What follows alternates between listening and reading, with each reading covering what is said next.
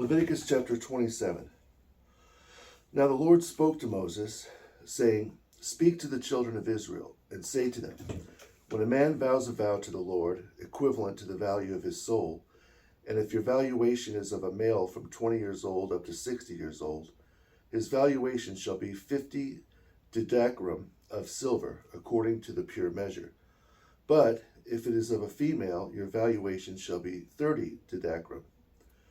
And if from 5 years old up to 20 years old, your valuation for a male shall be 20 didrachim, and for a female 10 didrachim. And if from a month old up to 5 years old, your valuation for a male shall be 5 didrachim of silver, and for a female 3 didrachim of silver.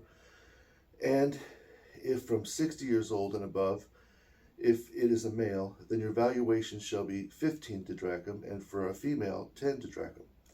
But if he is too poor to pay your valuation, he shall present himself before the priest.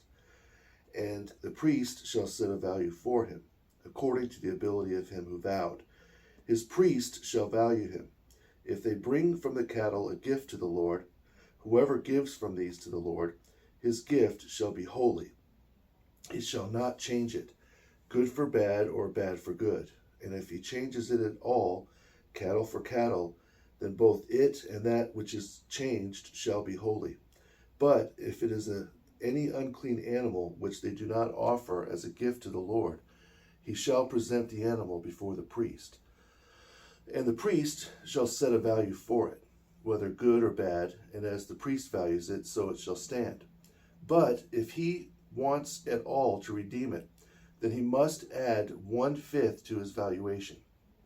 And when a man sanctifies his house to be holy to the Lord, then the priest shall set a value for it, whether good or bad.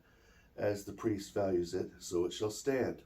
If he who sanctified his house wants to redeem it, he must add 1/5 of the silver of its valuation, and it shall be his.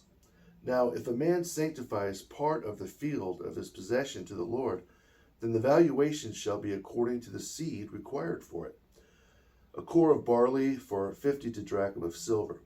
If he sanctifies part of his field from the year of remission, according to his valuation of it shall stand.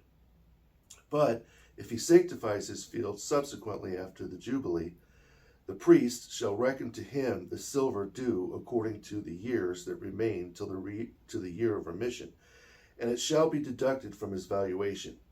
And if he who sanctifies the field ever wishes to redeem it, he must add 1/5 of the silver to his valuation, and it shall belong to him. But if he does not want to redeem the field, or if he has sold the field to another man, it shall not be redeemed any more. But the field, when it is released in the remission, shall be holy to the Lord, as a field set apart. It shall be the possession of the priest. But if a man sanctifies to the Lord part of a field he bought, which is not the field of his possession, then the priest shall reckon to him its full assessment from the year of remission, and he shall pay its valuation on that day as holy to the Lord. Then, in the year of remission, the field shall return to the man from whom he bought it, to the one who owned the land as a possession.